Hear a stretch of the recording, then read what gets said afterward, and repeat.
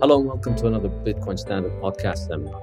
Our guest today is Dr. Paul Saladino, an MD and a carnivore who has written a book called The Carnivore Code, which explains his perspective on the carnivore diet. Paul is also active on social media, on Twitter and on Instagram, and has made quite a splash in the diet world because he used to be a vegan and he's become a carnivore. And he's got some very interesting ideas, which I think a lot of our listeners are going to appreciate. So, Paul, thank you very much for joining us today. Thanks for having me on, Saif.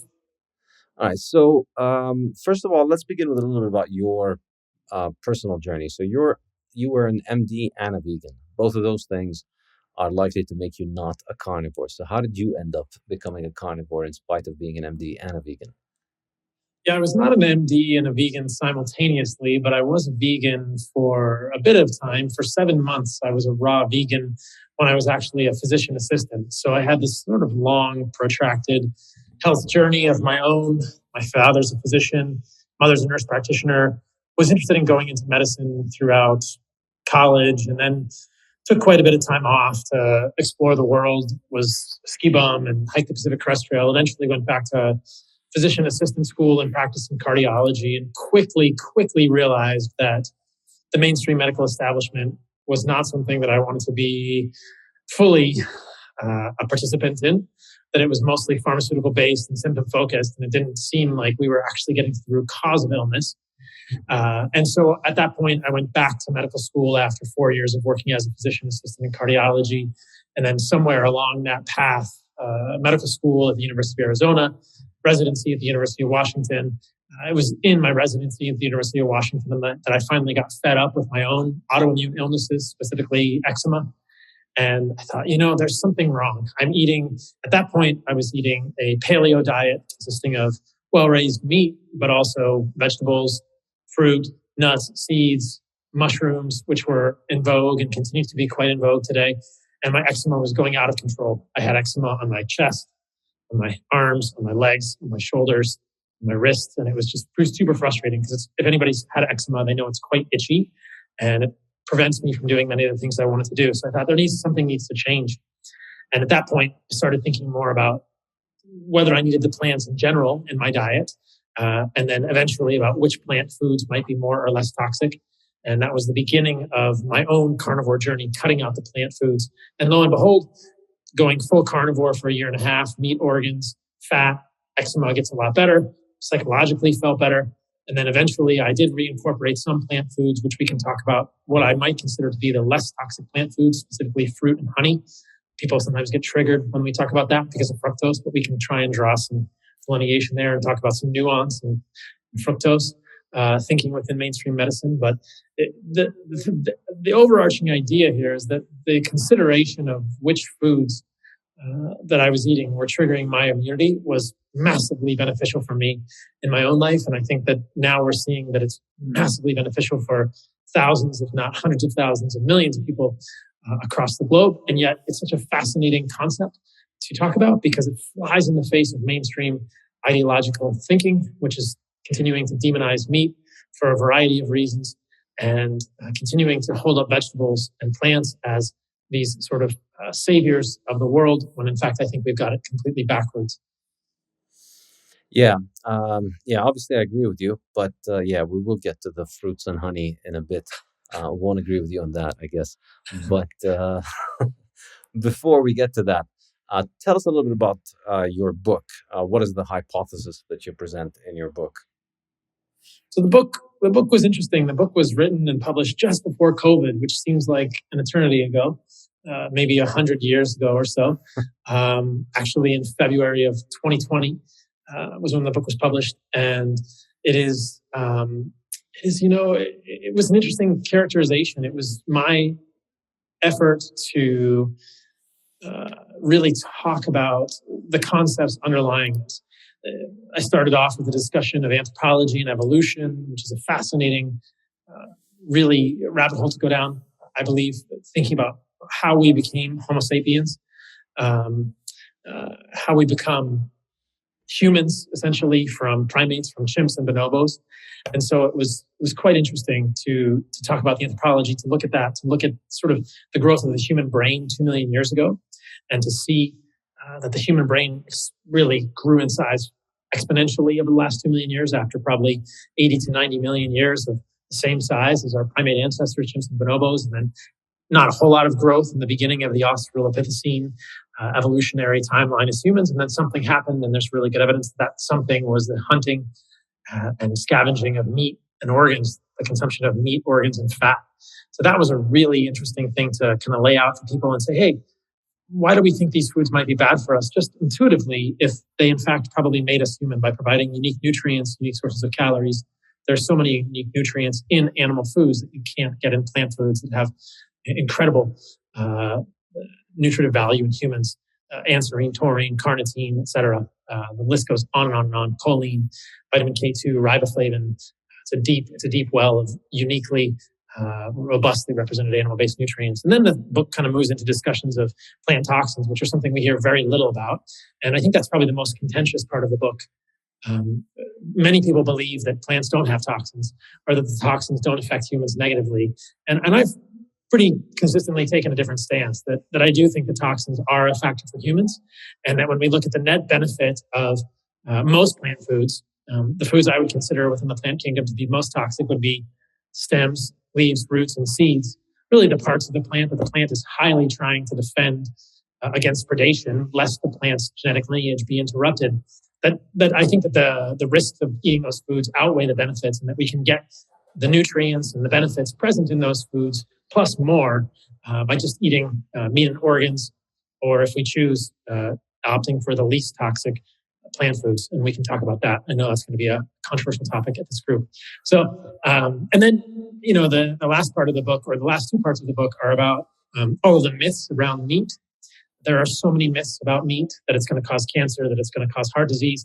And it was fun to really dig into those and try and debunk most of those myths, especially the meat and cancer premise and meat and atherosclerosis premise. So these are really, really big sacred cows in Western medicine, that all of this thinking about the supremacy of animal foods flies in the face of really challenges. And then the last part of the book is about regenerative agriculture.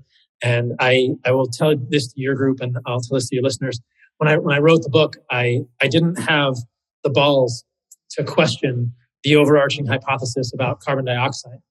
I figured that if I really went for the jugular, and I really did a deep dive and a deep analysis of environmental impacts of carbon dioxide versus what we actually know from engineering and environmental literature, that people would label me a climate denier. And so I really just kind of took the easy way out of that equation and talked about the importance of sourcing regeneratively. And if we do accept that carbon dioxide is a driver of anthropogenic climate change, which is not something that I really have found a lot of support for when I've gone deeper down that path of investigation, then regenerative agriculture is certainly a solution to that, and is quite scalable. And that, I think most people will understand that raising cows, grass finishing, grass feeding, and rotational grazing is good for ecosystems. So we can at least agree on that. And just trying to obviate many of the plant-based arguments against meat and scalability and the ethics and the environmental impacts of it. Yeah. Well, obviously, there's a lot there. I wanted to just get back a little bit to the evolutionary part of the book. So, what are the differences between us and chimpanzees and bonobos that lead you to conclude that we're carnivores? What is the best case that you can make for that? Well, I think that let me just clarify my position. And this is something that Mickey Ben-Dor sort of helped me clarify. If people are not familiar with his work, he's a pretty cool Israeli anthropologist who's written a number of papers on human trophic levels. And I've interviewed him on my podcast, which is called Fundamental Health. And in his most recent paper, which actually talks about human trophic level and how to reconstruct, quote, hominid trophic level over the last few million years, he talks about omnivorous species and this interesting misconception about omnivores, that when people say humans are omnivores, which is the widely accepted perspective, they generally want to sort of have this Michael Pollan perspective, like eat food, not too much, mostly plants. But if you look at our evolution as humans, I would argue the complete opposite of that, or the polar opposite perspective, which is that we should eat mostly animals. as an omnivore. And if you look at zoological literature, the majority of omnivores, more than 70%, either have a plant-based leaning or an animal-based leaning. They either lean toward mostly animal foods or mostly plant foods. And so I think that if you look at the history of humans and where we've come from chimps and bonobos, this primate lineage, what you'll find is that chimps and bonobos, primates, are sort of plant-based omnivores. And suddenly, somewhere along the evolutionary timeline, probably around 2 million years ago, with the appearance of Homo erectus and Homo habilis, it was much more advantageous for our ancestors, our hominid ancestors, to become animal-based omnivores rather than plant-based omnivores. And that shift, I think, happened with the appearance of hunting and these bifacial Acheulean tools and the unique nutrients that we got from hunting. But we have this radical shift from a plant-based omnivore because we know that chimps and bonobos and many primates outside of our lineage do eat animals occasionally. They will eat other primates. They will eat small animals when they can get them, but they make the majority of their diet as plants. And so I think that there's a pretty compelling argument to be made that for the majority of our evolution, humans have made the majority of their diet or sought to make the majority of their diet animal foods. And that sort of puts into perspective this hierarchy of the importance of different foods in our historical past as humans. I think that it's pretty hard to make an argument that humans have always eaten only meat and organs. But I think it's quite easy to make an argument fairly cogently, fairly robustly as well, that our ancestors and currently living groups of hunter-gatherers prize meat and organs and animal foods above all other things. And that's really been what we have done as humans for millions of years. And that probably was a huge player in making us into the humans that we are today, allowing our brains to grow. If you look at the differences physically, there's a fascinating set of papers by Leslie Aiello called the expensive tissue hypothesis, which posits that as our brains were growing, our guts were shrinking. There's probably an energetic trade-off here and also a nutrient density trade-off. And so we get much larger small intestines, which are evolved for absorption of more animal-based nutrients higher up in the digestive tract. And we get much smaller colons, which means that we can get six-pack abs. We have much more acute angles of our ribs. We don't have these sort of commodious colons and bulbous intestines that many primates do because we don't need that. We have much smaller large intestine because we're not fermenting, kilogram quantities of fiber every day into short-chain fatty acids like our primate ancestors. And with that, we have this energetic trade-off, which allows for a growing brain, and probably a nutrition trade-off, which allows for the growth of neurons and glia and these myelin sheaths in neurons and unique nutrients that probably allowed our brains to grow, which we obtain from animals and which are then absorbed more efficiently in the larger small intestines of our gut. And we know that so many of these animal-based nutrients do get absorbed much higher up in our gut. And so we see all of these interesting energetic trade-offs, and we see parallels in the animal kingdom. There's a fascinating fish called the Peters elephant-nosed fish, which is a carnivorous fish that has the largest brain and the smallest gut of any fish that we know of, I believe. And it's the same sort of energetic trade-off. Like when the brain gets bigger, the gut needs to get smaller because there's sort of this caloric ceiling.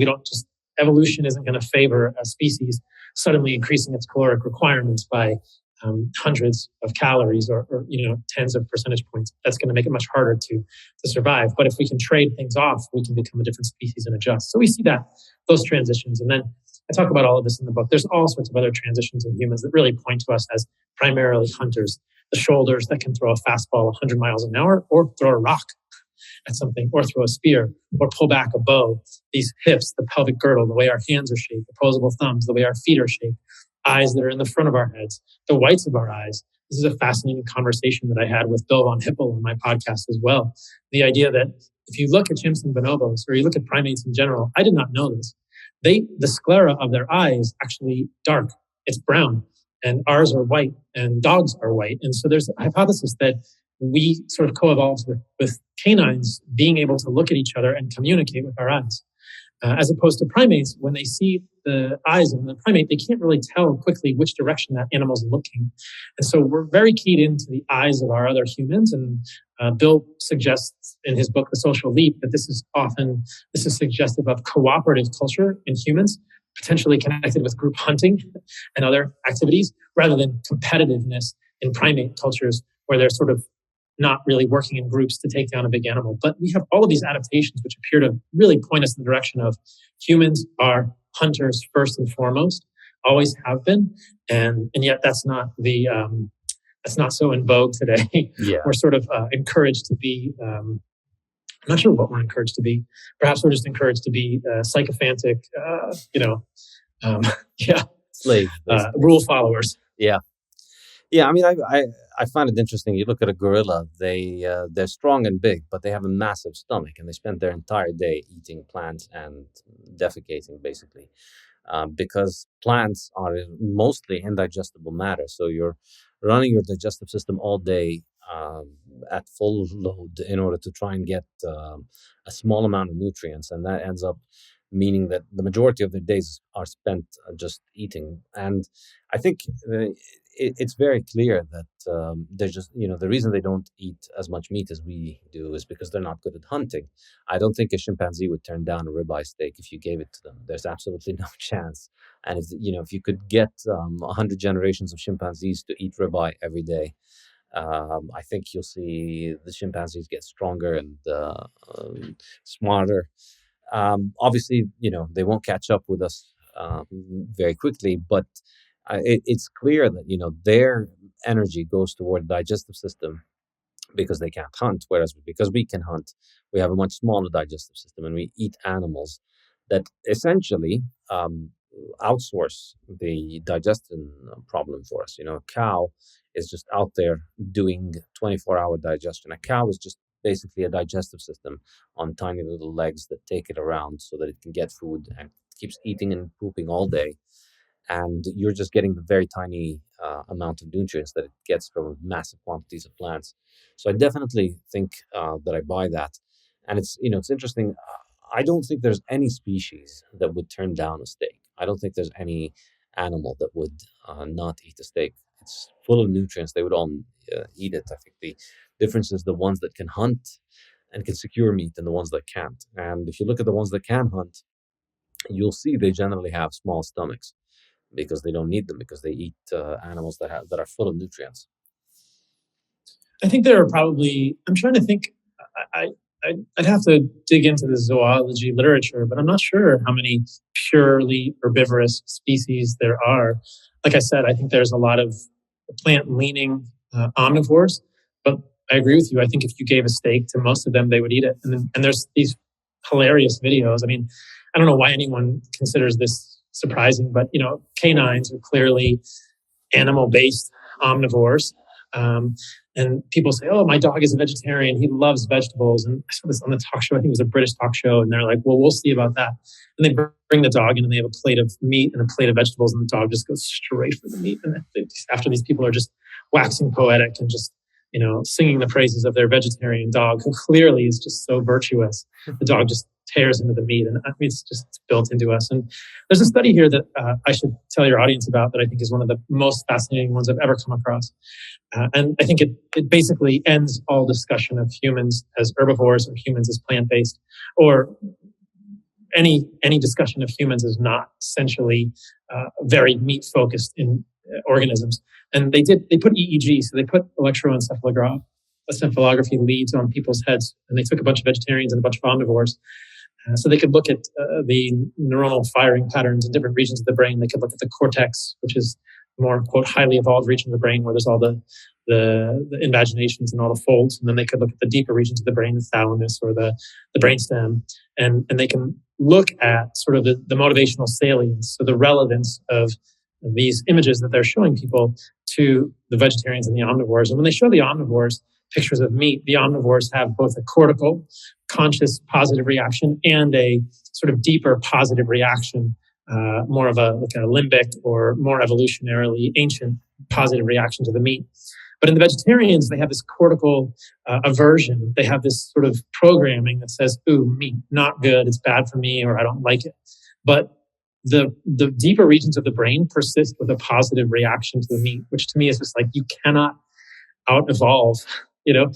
Vegetarians didn't out-evolve their programming for millions of years. The deeper regions of their brain that haven't been, quote, brainwashed or propagandized realize that is still the most nutritious, most nutritionally dense, most sort of deterministic food. Like in a human's life, if a human gets more meat, a human is going to thrive. And by meat, I'm sort of saying that in the royal sense, and I mean meat and organs, because when you look at hunter-gatherer tribes, they do eat nose to tail. And when you visit hunter-gatherer tribes like the Hazda, that's exactly what they say, that the most important thing in their life is meat. They dream about meat. The best day of their life is when they hunt and kill the biggest animal. The selection of males by females is based on who's the best hunter. Everything revolves around meat. It's built into our sort of deeper brain regions, and vegetarians can try and program and propagandize their way out of that, but the deeper brain regions never lie.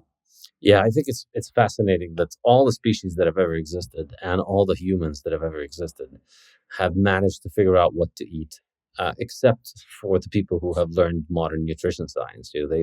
The only species that was dumb enough to come up with an entire science in order to justify horrific dietary choices and then give itself all kinds of diseases is humans. At least not all humans.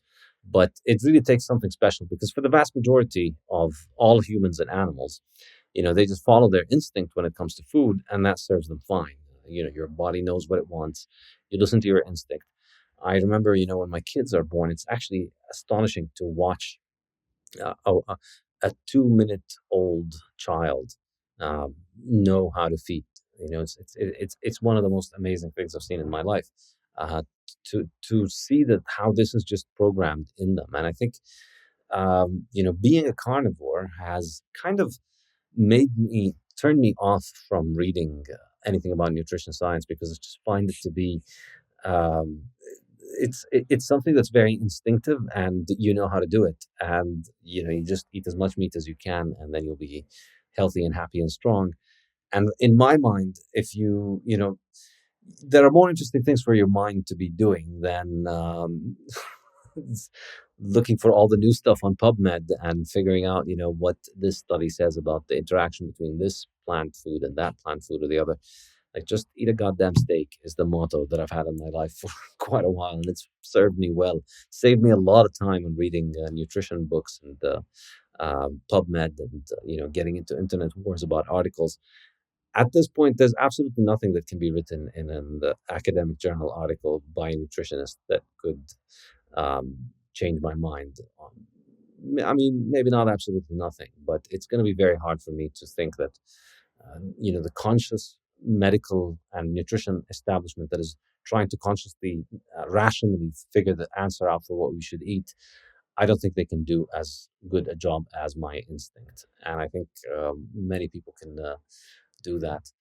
You also write about Weston Price. I'm a big fan as well, and I mention him extensively in my forthcoming book, The Fiat Standard, which is now available for pre-order.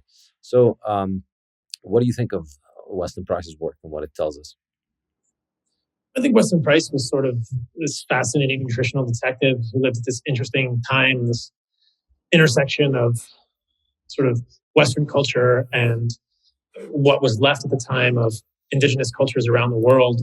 Unfortunately, in the last 90 or 100 years since his time, we've seen the disappearance of many of the cultures, or at least the recession of many of those cultures to a broad degree. But I mean, his work was striking and is a clear indication of the dental health, the jaw structure, and the overall health of indigenous cultures throughout the world who were eating non-processed, non-westernized foods of a variety of sorts. And in comparison to the rapidly introduced westernized foods, predominantly processed flours, processed sugars, and processed seed oils, which were making super large inroads into quote unquote civilization. And so that's just such a fascinating thing. I mean, his pictures in his books are striking and speak for themselves. And unfortunately, there's only a little bit of that left today. I mentioned this earlier, but I went to Tanzania in February of this year to spend time with Hazda. Kind of wanted to do my own mini Weston Price journey. This culture has probably less than 1,000 remaining true hunter-gatherers left. And they do live in Lake Eyasi region of Tanzania, and you can go visit them. You go with a guide organizer, but if you are connected well enough, you can tell the organizers that you want the most legitimate experience possible, and they will take you on 12-hour hunts, and they will let you hang out with them for 16 hours a day, and they'll let you sit by the fire, and they'll let you ask them whatever you want. And you really get a sense of how these true hunter-gatherers are living. And it was fascinating, and it mirrored a lot of the things that I'd read in Weston Price's work and that I'm suspicious about based on the work of others like Frank Marlowe, who had studied the Hadza extensively. And this is what I was mentioning earlier. When you sit with the Hadza, and I have sat next to them, there's pictures on my social media of this, and ask them, they clearly are focused on meat. Every day they think about it. In their free time, they're making arrows to kill animals. They're not making tools to farm or daydreaming about iPhones or thinking about how they can help the women dig the best tuber. They're thinking about how to kill the biggest animal and how to get poison to put on their arrows to kill a bigger animal. And they're a little bit worried about the encroaching other cultures like the Datoga or the Maasai, who have become mostly pastoralists on their land, which are limiting their ability to hunt. But yeah, it's quite clear. And I think this anthropology perspective is a very valuable one. And if you look at appraisals of their health, they're quite healthy metabolically. And so I just don't know how people ignore this. They find all sorts of mental gymnastics. I mean, I appreciate what you said. It does get a little tedious for me sometimes arguing with people online about these things, and maybe I'm in the wrong line of work. But for me as a physician, it feels important that I at least try and champion this cause and talk a little bit about this health with others who just can't understand it. But I appreciate your point, and I think that the proof is in the pudding for most people. And when they try shifting their diet toward a more animal-based perspective, they generally feel much better. And I think that the other piece of this equation that's often been left out is just plain common sense and intuition. Why would the foods that we appear strongly to have eaten as the majority of our diet, to have always sought out preferentially, be bad for us? Even if, a gasp, they raise LDL. There's just so many interesting things here. Why would a lipoprotein like LDL be killing us when it goes up with what appears to be a very ancestrally consistent diet? We never shied away from animal-based sources of saturated fat evolutionarily, so why should we now? And yet, most of the people on nutrition Twitter would say, like, clearly saturated fat is bad for you. It's raising your LDL and killing you. And the list of names is long. And people who are in that camp, and it's just, I don't understand it. I think that the problem is they've not spent enough time in the wilderness, and they've never spent any time with any group of humans that's living in any way that resembles the way that humans might have lived. And of course, the Hazda are not a perfect indication of that. I've sort of flippantly referred to them as like a DeLorean. They're like a pseudo time machine that goes back 50,000 years or 100,000 years. But they're not perfect. They have been influenced by humans, but they're pretty darn good. They're like the best proxy that we have. And so that's exactly the kind of stuff that Weston Price was doing. Yeah, no, I agree with you. And I think there's an element of a majority of people, I think, formulate their view of the world by reference to what other people think. In other words, you look around at people who look like they know what they're doing and who have positions of authority, people who are socially prominent, and you just hear what they're saying and you think this is the safe thing to do. And generally, I think a lot of our history is just human beings going along with, because there's safety in numbers at the end of the day. You don't want to rock the boat too much. And it kind of works as a shortcut. Why think about things when you can just follow the leaders and do what everybody's doing? For the vast majority of things, it works really well. Don't jump off a cliff. You don't need to try it out and think about it too much. If people tell you don't jump off the cliff, it turns out well. But of course, people take it too far. And I think modern sciences, modern nutrition in particular, has just gone way too far in that direction of having set up these thought substitutes, I like to call them, that are just accepted as dogmas, that you just have to stick to them. And they're repeated so often that the vast majority of people just take them at face value and never question them. So LDL is one of these. A balanced diet being a good thing is another one. It's just, these are completely nonsensical. Like, if you wanted to actually trace the story of LDL and think about it critically, you'll be able to dismantle it with somebody who's thinking about it honestly in 20, 30 minutes. And I think the same is true about the concept of balanced diet. Well, what's balanced? How much heroin should you smoke on your balanced diet in order for it to be balanced? Why should you include highly addictive things that are very hard to quit? Why should you have heroin or Pringles or all of these very addictive things? And then if something is actually good for you, why should you limit it? Why should you be sticking to a specific amount of? So these things just, it's frustrating how they just survive. And it's actually quite sad how many people's lives are ruined because they believe in this stuff and they stick to it. It's like the fear of fat, for instance, is one of the things that's just most amazing for me. I've traveled a lot around the world, and it doesn't matter how educated you are, how well read you are, how much you follow the science. Everybody's afraid of fat. Meanwhile, they're guzzling liters of cola and eating all kinds of junk, which they think, oh well, it's just a snack, it's fine. And they don't see anything wrong with that, but they do see a lot wrong with fat, which I think is absolutely amazing as an idea. And nobody mentions the problems of plants. So tell us about some of the biggest, greatest hits of plants. Or before I get to that, the point I wanted to make is that being a carnivore is one of the things that requires you to break out of that kind of thing. People are always saying LDL is bad and balanced diet and this and this and that, but you need to sit back and think through it from first principles, and you'll arrive at different conclusions. And then it requires a lot of a lot of mental independence to be able, the open-mindedness on the one hand, and then the independence to be able to stand up to an endless array of idiots who are just constantly pointing at you and laughing and saying, ha, ha, ha, you don't know what I learned in my fancy university degree, which makes me know much better than you. And constantly just being willing to take all that. And that is my complicated way of saying that explains why Paul is also a Bitcoiner. So after becoming a carnivore, he's also taken the orange pill recently, and he had me on his podcast to talk about Bitcoin.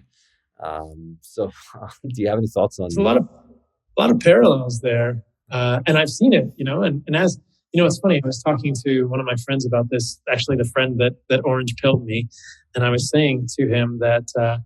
There's so many parallels. And of course, I'm a neophyte in the world of cryptocurrencies and especially with Bitcoin, but listen to a lot of your podcasts and others. And I just feel like, wow, this is the way that people feel when they're trying to navigate nutritional science.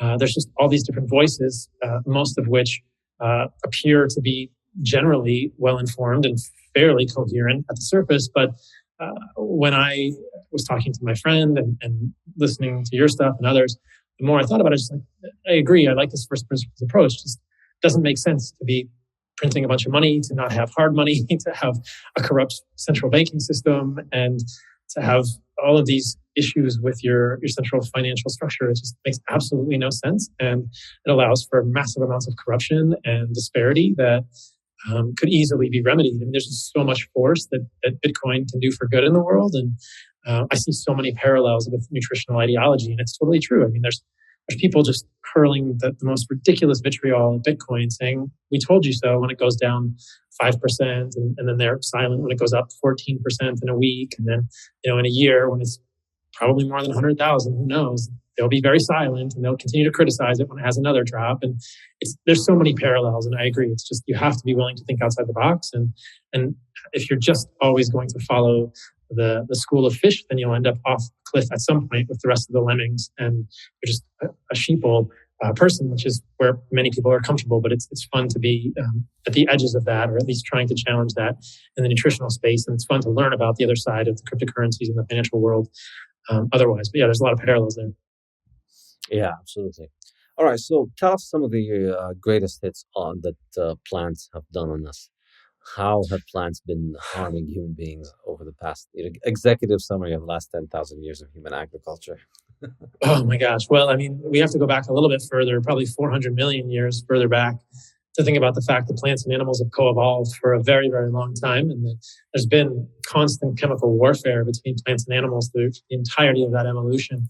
And, it's not, I don't know why people imagine that all plants are edible and all plants are benign. It's this sort of pantheistic philosophy, like plants are wonderful and plants are sacred, and I don't know where it comes from. And anything from the earth is good for you, and it can't possibly hurt you until you step on a scorpion or get bitten by a snake or try and eat a plant or a mushroom that's going to kill you dead in 5 minutes.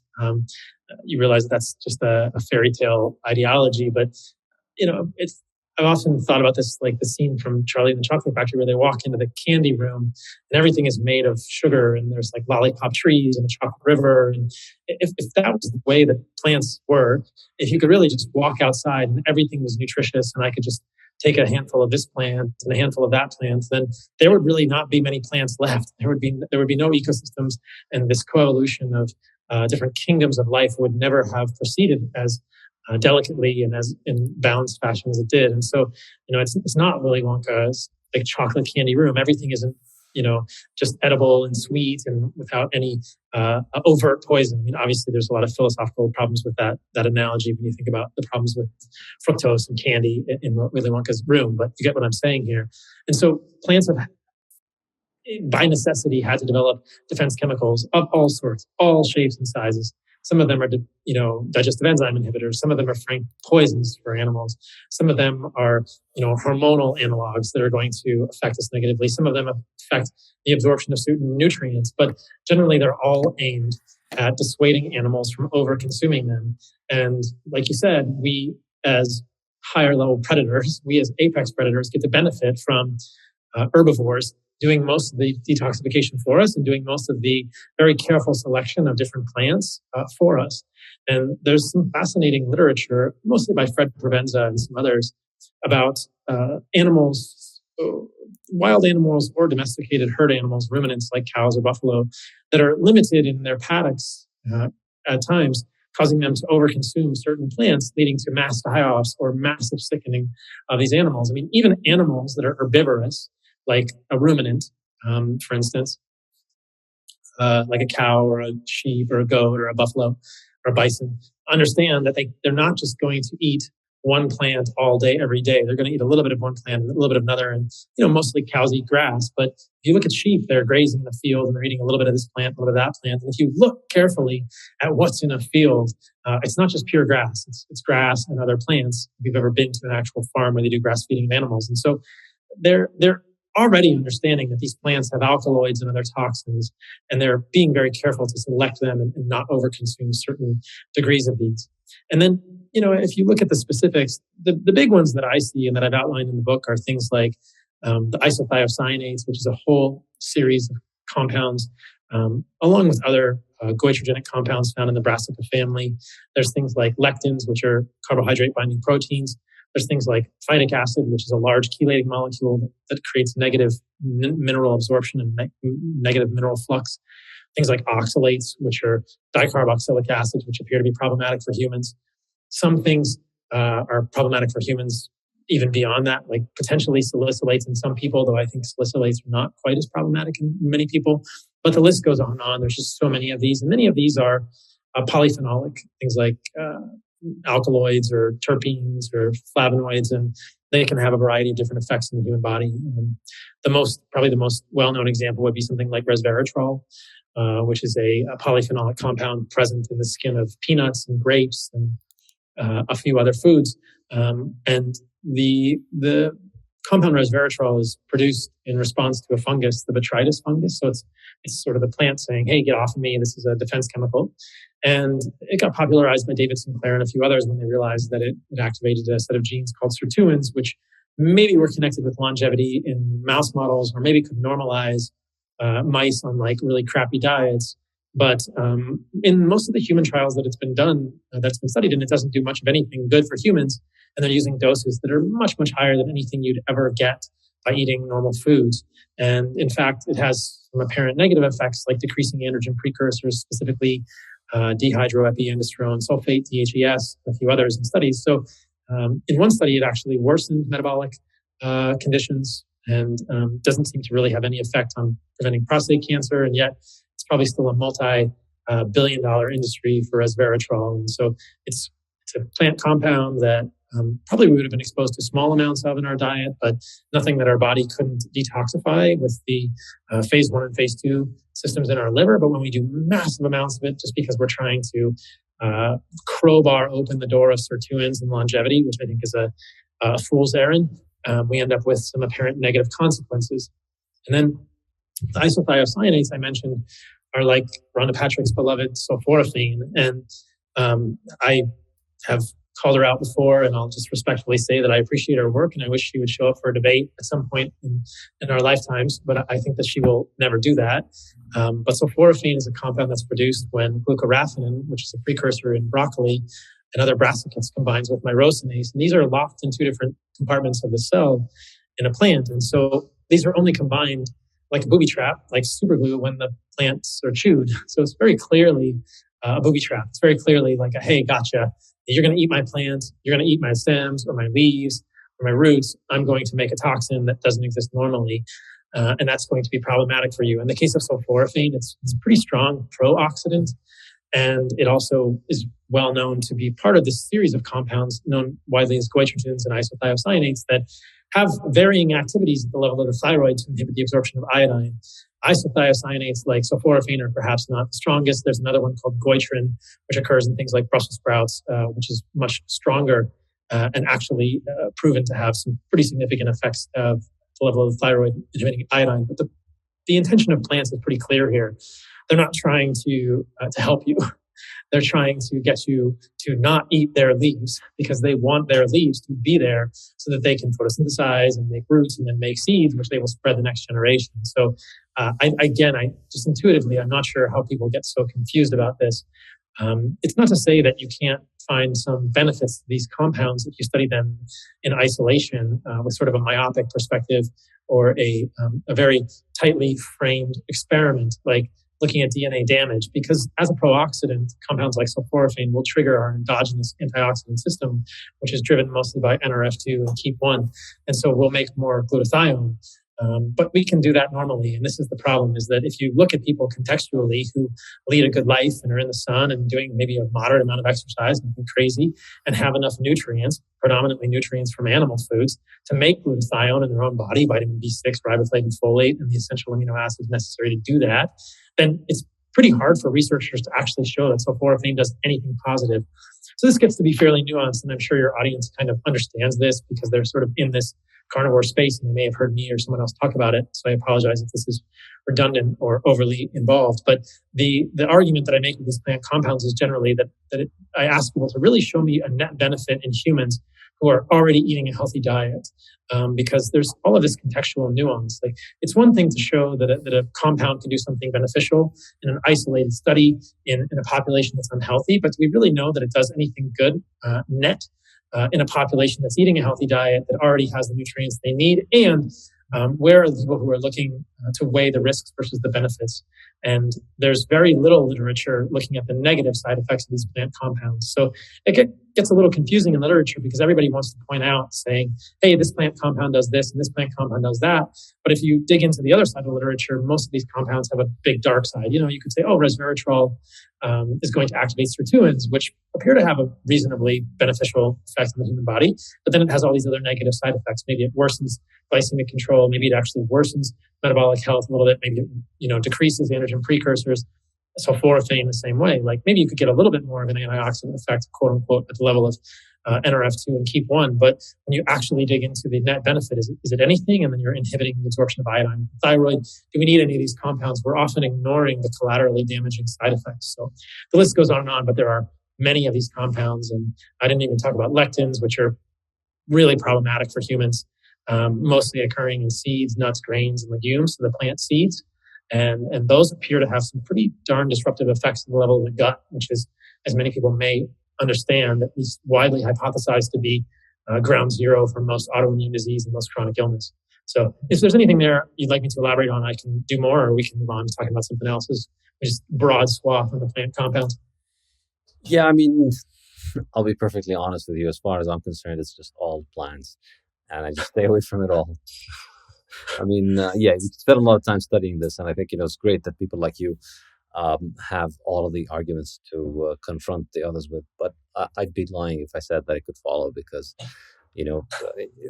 I'm a very practical person, and so I take the lazy way out, and so I just don't eat all plants, and that allows me to not have to memorize all of the horrors that they.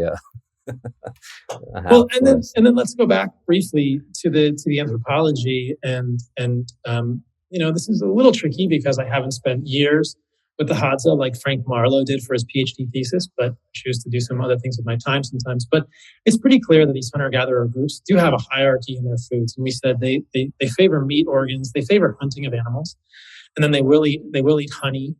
when they can get it, and they will tend to gather fruit when it's available and seasonal. But they don't really go out celebrating that they can get pumpkin leaves or tubers. I mean, they'll eat them, but they're not really excited about them. And they don't eat the seeds of the baobab fruit very often unless they're really not doing well in hunting. And so this is another sort of nuanced thing to just add to the discussion, that many people will point to these hunter-gatherers and say, look at all the plants they eat. And you kind of say, well, actually, if you ask them, like, which do they prefer? They always prefer meat. And I suspect that a lot of times, and this is fairly well corroborated by the research, they're only eating the plants because they're not able to hunt the animals. So they're doing what omnivores do. They're doing what humans have probably done for millions of years, which is be very adaptable so that we can survive periods of scarcity. And I think that these small groups of remaining hunter-gatherers are looking at more and more scarcity and smaller game because they're being squeezed out. And so if they do eat pumpkin leaves, I've got to think that there's a reasonable argument to be made that that's just like a survival food as opposed to like a really preferential food for them. Yeah, and I think this is where we go from the kind of mentality where let's ape everything that traditional hunter-gatherers do, versus a more practical way of thinking about it, which is it's not about aping everything that they do. It's about seeing how they're able to thrive on a predominantly meat diet, and then understanding that, they're humans after all. They're no different from all of us. And so they will have, they will eat whatever is necessary. They get hungry. They don't always have ready game on tap to tap into. They sometimes have to make do with terrible things. But I think the number that the 20th century has done on us is that it has convinced us that the things that we have historically used as a substitute for food to tide us over, which our body can digest, but it's not ideal for us. It has turned things around entirely in order to and convinced most people that what is essential for our health, which is meat, is actually bad for you, and what is completely inessential and likely quite harmful is what you need to be going after. And this is the tragedy of modern people, because a lot of people think that eating healthy is expensive. Actually, eating healthy is really cheap. You can do it, and I've written an essay on my website on saifedean.com/meat on what I learned in 5 years as a carnivore.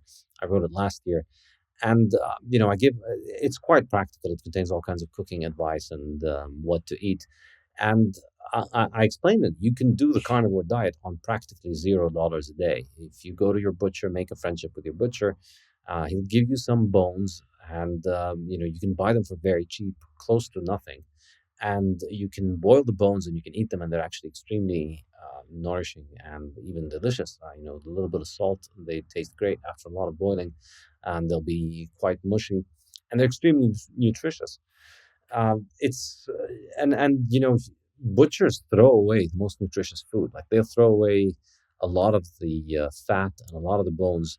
They'll throw it away, or sometimes it's actually used in farming. So they sell it to farmers who will make essentially plant feed from it and put it in the soil because it's got a lot of nutrients. But it's amazing. You go to the supermarket and you think about how much nutrients the butcher shop in the supermarket throws away versus how much nutrients exist on all the rest of the shelves of the processed food. And the supermarket might be throwing away more nutrients than it sells every day outside of the butcher shop. Like, all of the plant food, or at least all the processed foods, definitely, all of the stuff that comes in shiny plastic wrappers definitely has fewer nutrients than all of the stuff that the butcher in the same supermarket throws away. And if you look at the cost analysis, I agree with you completely. I mean, how much nutrition is there in a pound of meat, and how much nutrition is there in a pound of chocolate, pound of wheat, or a pound of kale?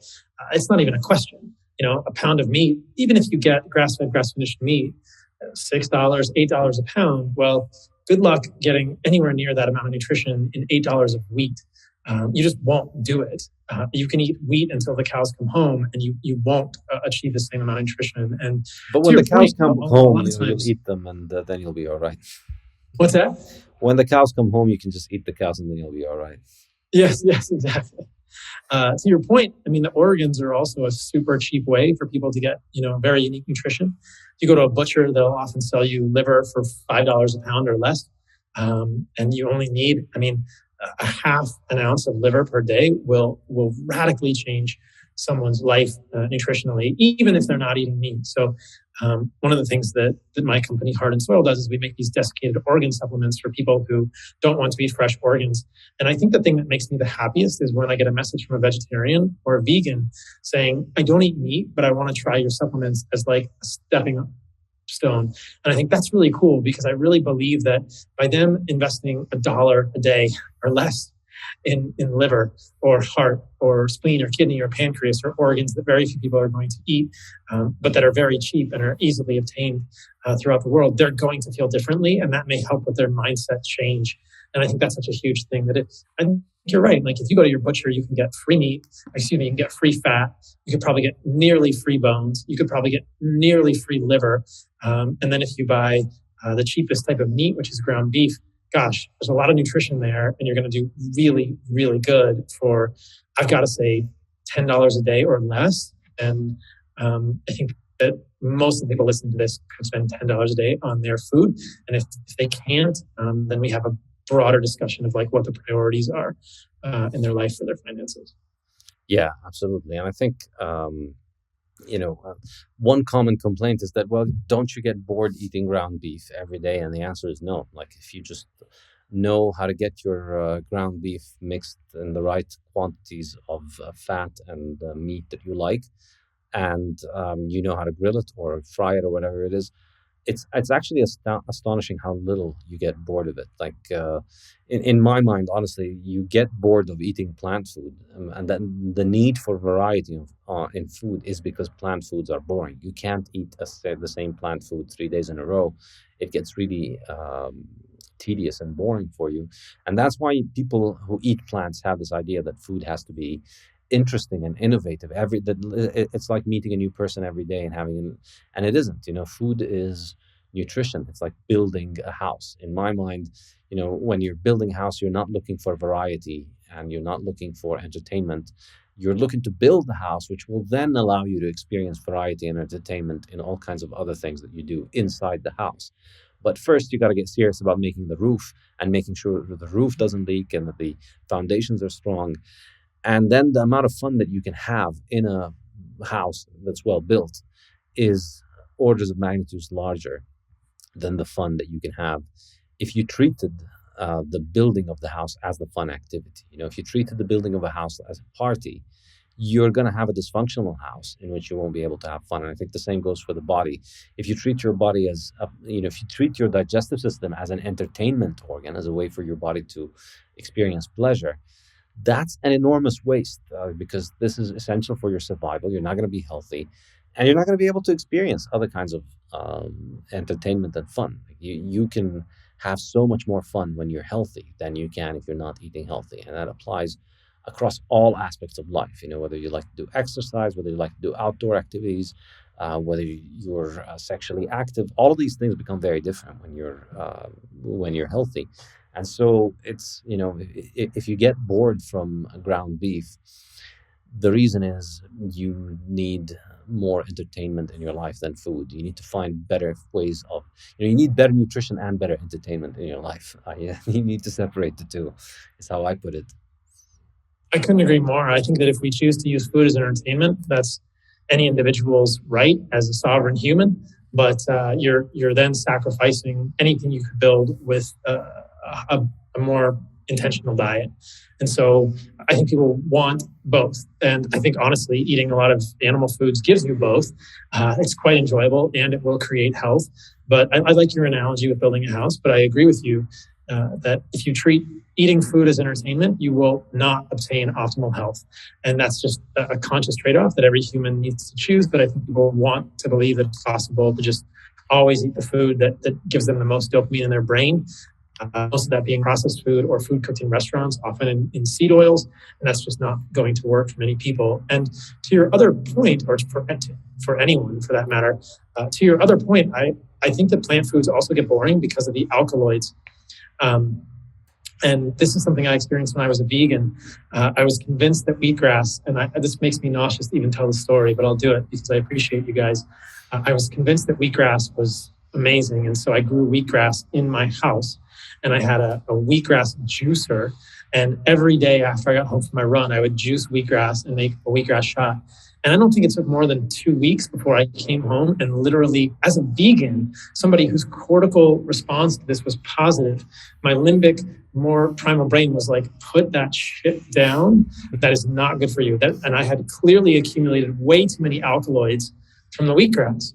The wheatgrass juice. It was just like, and to this day, I shudder. I would never drink another shot of wheatgrass in my life. And so I think that plant foods also get boring because we're like the cows. We have this mechanism and we start to accumulate too many alkaloids, too many plant toxins, and our body says, you better eat a different plant food or you're going to get way too much of this and you're just going to start getting nauseous. And so this is the problem, is that we try and make these plant foods disguised, and people want to make these green smoothies where they combine super bitter, horrible tasting leafy greens that are not food for humans with fruit, which, is sweeter. And we can talk about the fruit, and it makes it a little more palatable. And then people are getting way too many leafy greens and other things that are creating all sorts of problems for them.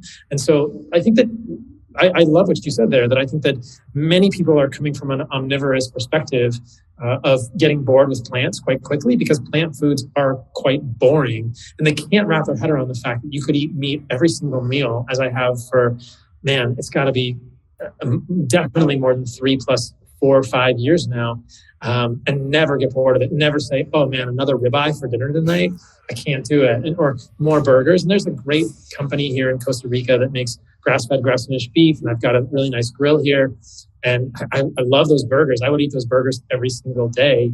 I'm fortunate to be able to alternate with a ribeye or a skirt steak or whatever I want. But you don't get bored of animal foods. And the last thing I'll mention is my own personal experience. When I thru hiked the Pacific Crest Trail many moons ago in the year 2000, I was a young man, and I didn't really understand the way that all of this sort of connected with each other. And I was trying to bring a lot of vegetarian foods on the trail. So I made a gruel in the morning of oats and buckwheat and flax seeds and millet, thinking that this will be my breakfast every morning. And then I had lots of other plant foods on the trip, whether it was like dates that I brought or peanut butter. As a 20-year-old, which is how old I was when I hiked the Pacific Crest Trail, or a 22-year-old, who in their early 20s doesn't think peanut butter is like the best thing in the world? Like, that would be the most, that's like a pornographic fantasy, just to eat peanut butter every single day as much as you want.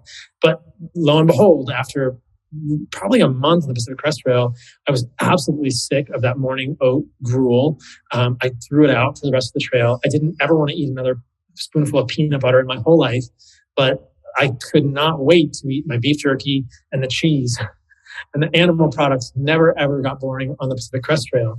But the plant foods got ridiculously boring. And I threw out so much of what I'd made. I dehydrated a bunch of apples and a bunch of things, and they just got to be so bland and boring for me that I didn't even really want to eat them.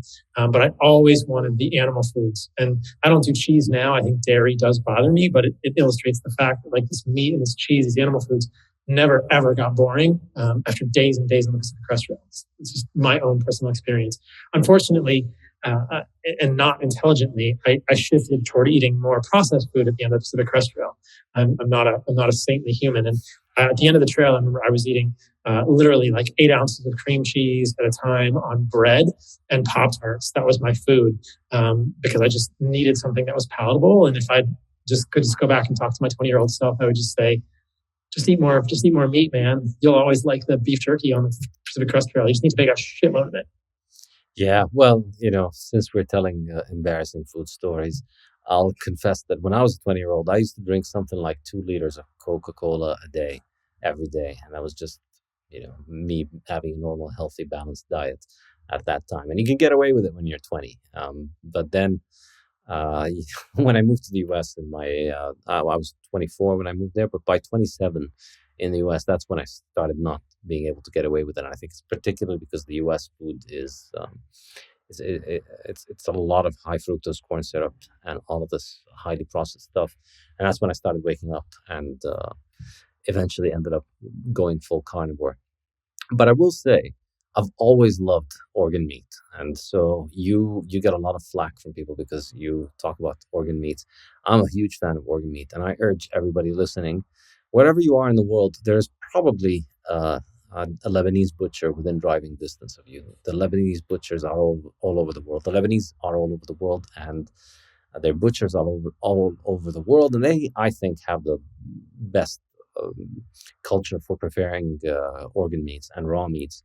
It's absolutely amazing what they do with them. They prepare them really, really well. So if you go to your local Lebanese butcher, ask them for Saifedean, which is the raw liver. They cut it up really nice and they clean it up, and then you eat it raw with little tiny chunks of fat. It's even before I was a carnivore, this was, for a very long time, this was my favorite dish in the world.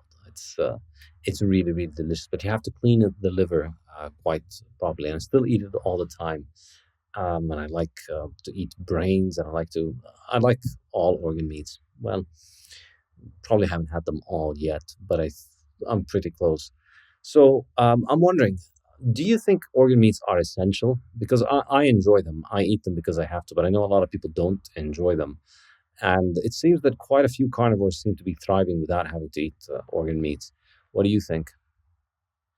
I'll start the answer to that question with, again, a throwback to the Anthropology. There's no tribes that I've ever read about, heard of, or visited that only eat the meat and throw out the organs. I'll tell you, when we killed animals and I hunted a baboon with the Hazda, and we killed a goat.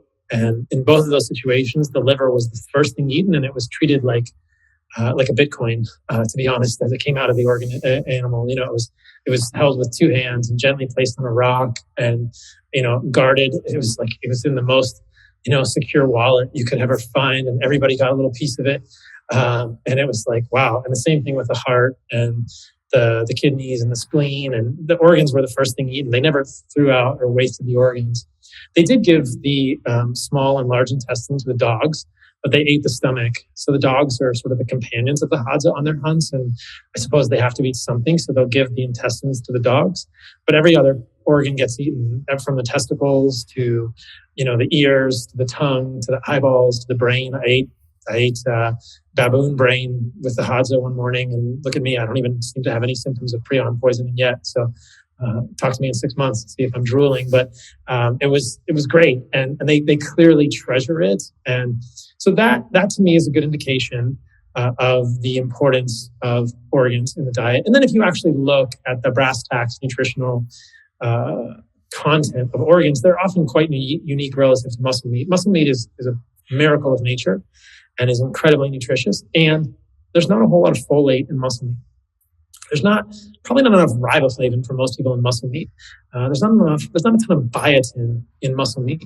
There's not much copper in muscle meat. But when you start to eat muscle meat with a few of the organs, whether it's heart or liver, both of those have much higher amounts of riboflavin and much higher amounts of some of these other fat-soluble and water-soluble minerals that really complete the picture. And the interesting thing about organs is you don't have to eat a lot, but a little bit goes a long way. Like I said, even half an ounce of liver or the equivalent in a desiccated organ supplement is going to be really pretty much the sweet spot for most people.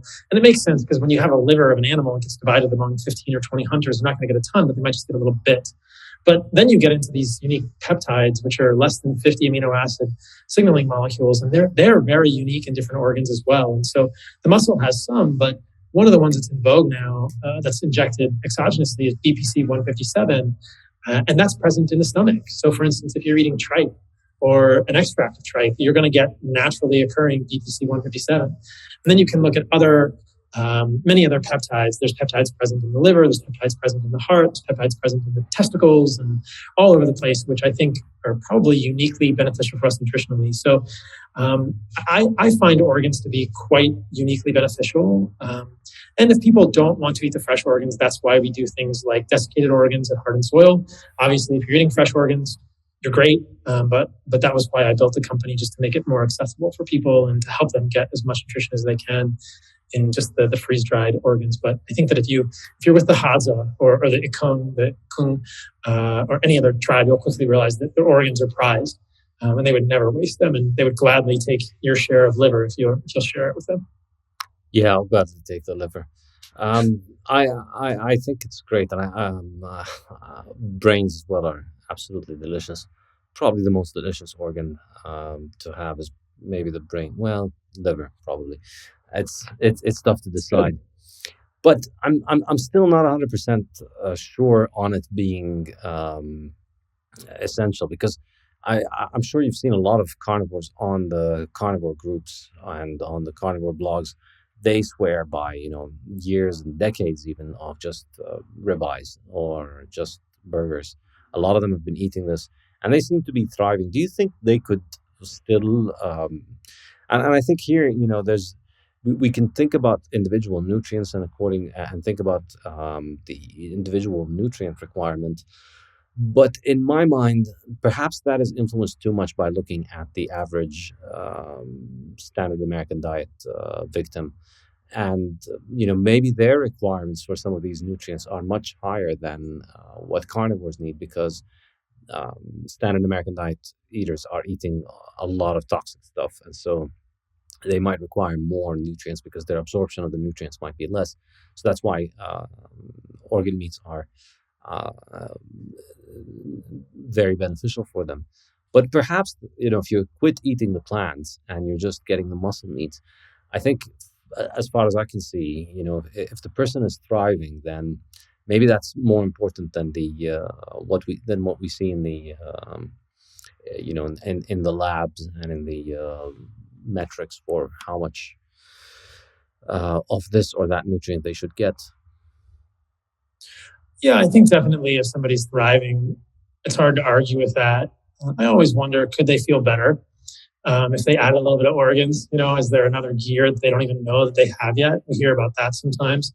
This is sometimes like a vegan argument too. Like, look at Rich Roll. He's clearly thriving on a vegan diet. I think that's a joke.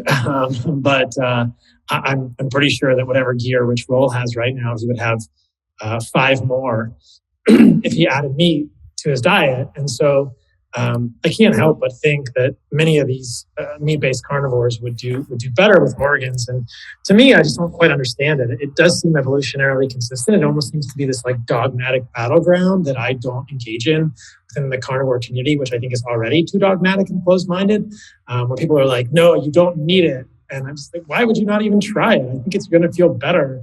And then, to be honest with you, I've worked with a lot of clients personally and seen their blood work. Again, this often does correlate with their symptomatology and how they feel overall subjectively. But I do see their blood work go in a negative direction when they don't eat liver or at least some source of folate and riboflavin. I see homocysteine go up. I see serum levels of folate go down. And I just can't. I have a hard time wrapping my head around rising levels of homocysteine. There's some pretty decent evidence that that's not a good predictor, and it just corrects immediately when you add even half an ounce of liver with folate and riboflavin, especially people with MTHFR polymorphisms, which are quite common in many ethnic groups, the methylene tetrahydrofolate reductase enzyme. So, I'm if people are thriving, I'm happy for them, and I think that a lot of them could do even better. And in my experience working with people, just even a little bit of a few organs makes a big difference in terms of laboratory analysis or physiology. Cool. I guess if I were to, I think the drawback perhaps here is that a lot of people get squeamish and get turned off when you mention organ meats, and then that's, and then I think some people see that it might be more productive to just tell them to focus on getting the meats that they like, because there's an enormous improvement that can be had if you just switch to your favorite steak, and if you can just afford to have your favorite steak every day, you will benefit enormously. Whereas perhaps if you try and convince them to have organ meat, they'll be less likely to move on to it. But yeah, I still got to take you to a Lebanese butcher one day and have some raw lamb liver specifically. And actually, it has to be in the Middle East, in the Levant in particular, because that's where we have what I think is probably the tastiest local lamb. It's the fat-tailed Awasi lamb, and it comes with a tail of like 3-4 pounds of fat, and that's really delicious fat. And that's the fat that they cut up and they put served with the liver. So that's it's it's quite different from raw liver anywhere else. So I gotta have you over in the Middle East, in the Levant somewhere, and give you some of that. All right. So now, fruits and honey. What's the deal with that? Well, I appreciate that we can have some conversation and share slightly different opinions on this. So I'll start with my own experience, which may just be my N of one, and that was that after a year and a half of carnivore diet, meat, organs, and fat exclusively, and salt. And to be honest, in the middle of writing my books, you can imagine the no small amount of cognitive dissonance I was experiencing. I started to feel cold all the time, and my sleep was pretty disrupted at that point. And I just thought, you know what? Why don't I just add back some honey? It's made by bees. I'm sure potentially an animal. You could potentially, if you really want to get into these sort of ideological, philosophical arguments, I don't think honey has defense chemicals. I don't think bees are trying to potentially put defense chemicals in their honey. Why don't I just try a little bit of honey in my diet? And I immediately felt better. And I wore a continuous glucose monitor from Nutrisense, and I continued to check my labs very closely. And what I saw in myself and what I've seen in many other people is that my fasting insulin actually dropped. And my overall area under the curve, my CGM actually dropped for daily glucose. And so what you get is my fasting blood sugar dropped from probably the high 90s to the mid 70s when I introduced some honey. I would get short, quick spikes with very low area under the curve when I would eat honey, and then it would quickly return to baseline and stay flat with very low glycemic variability throughout the day between meals. Again, my fasting insulin, which was probably 5.1 or 4.6, then became 3.2 on numerous occasions, connected with a C-peptide that was, I think, 0.46. So the HSCRP didn't move, and the only thing I felt was better. And so, of course, in my mind, I'm thinking, all right, but I've read all of this literature about how damaging fructose is. Aren't I harming my liver? And it's good, because I think all of these experiments then send us all down research rabbit holes. And I found a whole set of literature on the benefits of honey, whether it was on oral health or oral mucositis or oral candida or any of these things. And then I found a series of articles looking at nitrate precursors in honey, and showing that when people were consuming raw, sort of organic, dark honey, they had increased nitrates in the urine, suggesting there's increased nitric oxide production. And then there's a really interesting study done in mice, which is, again, a mouse study, so it's not perfect, where they can give things like glucose and sucrose and see indicators of liver inflammation and sort of negative effects on the liver, but those are abrogated when they give the mice honey. And you think, man, maybe there is something to this whole food. Maybe there's something to these nitric oxide precursors. Maybe something in the honey is mitigating the negative effects of fructose. And so I'm quite fascinated now by this juxtaposition in nutrition, and I try to speak more, and I'm actually going to be speaking about this more in the future, about nutritional reductionism. And I think that this gets levied against us as carnivores and animal-based eaters as much as it gets levied against me when I'm talking about fructose or anyone. But people want to conflate studies done with fructose and glucose or sucrose in isolation with studies done in terms of a whole food matrix or a whole fruit or a whole honey. And they do tend to look quite differently. There's some pretty good studies that are done with some fruit extracts. And this is something that would have been very challenging for me to wrap my head around when I was writing the book. And it's not something I put in the book. So I really feel like I have to continually evolve and, maybe write a part two or a second version. But it's just this idea that, like, you can give people diets with more fruit and see metabolic indicators get better. And you're like, okay, how does that happen? And you can give people fruit and see lipid peroxides go down. But if you give people diets that are high in fructose, you can see lipid peroxides go up. And so you say, okay, how do I make sense of this? And I know from my own experience that I feel better with with carbohydrates in my diet. And I also feel better when I don't eat grains and when I don't get those carbohydrates from parts of plants that appear to be more highly defended. Maybe those seeds, nuts, grains, legumes, or plant leaves or plant roots don't really work well for me. But it's just this idea, again, going back to the hunter-gatherers, that they do eat fruit and honey when it's available. And when I was with the Hazda, when we were hunting the baboon, they came across a hive of honey and they went ham on it. Like they just ate the shit out of that hive of honey and all the larvae in the honey. And there's a video of me on my Instagram eating a honeycomb from the Hazda, and it has larvae in it, and they were just eating it with me. And if you look at the Hazda, they are pretty metabolically healthy. They don't get diabetes. They don't seem to have issues. And so I thought, okay, maybe there's something to this. Now, again, it kind of goes back to what we were saying about meat and organs. If you or anyone else is thriving on a certain diet, who am I to say, no, you should include these foods in your diet? But I think that this is the sort of overarching ethos which I've tried to discuss all of these concepts, whether it's carnivore or animal-based or anything, is like, I want this message to be out there for people who are still struggling, who might do a carnivore diet and end up with electrolyte abnormalities like I did, massive cramping in the legs, or sleep abnormalities, or probably a little bit of hypothyroidism clinically. And yet they feel like, okay, I went carnivore and my autoimmune condition got better. We hear this all the time. My joints got much better. My acne got better. My rosacea got better. My eczema got better. And I experienced this myself. I can't include fruit, but I'm having massive electrolyte problems. I mean, there were times, and this is just my end of one, but I've heard it from multiple people now. There were many times that I would wake up in the middle of the night with arrhythmias. And I thought that I was going to die from this. You know, I was probably having runs of supraventricular tachycardia or something due to electrolyte abnormalities. So I do think that for many people, a purely animal-based, a purely animal food-centric diet is going to be great.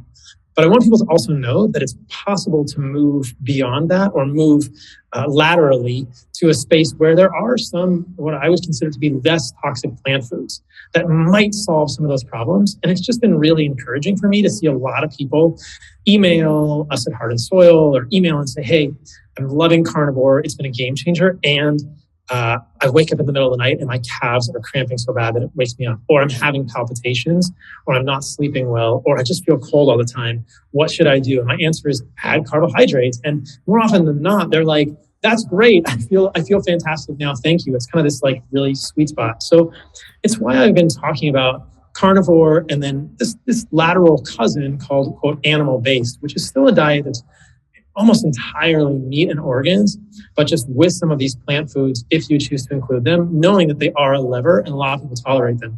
Not everybody tolerates them. Not everybody's going to tolerate all fruit. For instance, squash, which is technically a fruit, tends to give me eczema again. But I can eat bananas here in Costa Rica, and I can eat honey, and I don't seem to get any negative effects. And a lot of the things that I was experiencing with long-term ketogenic diet seem to be much improved. So there's that kind of like interesting middle ground. And believe me, if you thought I took flack for talking about a carnivore diet, look what happens when the guy that writes a book about the carnivore diet now says maybe some carbs are okay. Now, all of my detractors, everybody comes out and gets the carnivores hate you, and everybody that hated you in the first place says, gotcha, see, I told you so. So I just think that there's an interesting nuance here, and people can understand that there's kind of a spectrum. We're all trying to understand how to help humans get to better health. And I think, what you're doing is laudable. You're trying to help everyone get to, really solid financial freedom. And we're just trying to help people improve the quality of their lives. And I think that though I've always found the saying, like there's no one right answer for everyone, a little bit passé and a little bit too general, because I do think there are some overarching principles that will be quite guiding. And I don't think that there are some humans who have this radical genetic mutation which allows them to do well on a vegan diet. I think that there is some freedom for lateral movement for people. And when I've dug into the literature on fructose, at least in whole food form, it's been quite fascinating to kind of to ferret it out and to really say, what's the nuance here? And is fructose in a raw organic dark honey the same as fructose in sucrose, right? Or sugarcane, or any of these things, or fruit? Like, is this really bad for us, or is there something else in there that's that's changing the way our body reacts to this, which is kind of fascinating whole food matrix type talk. Does that answer your question?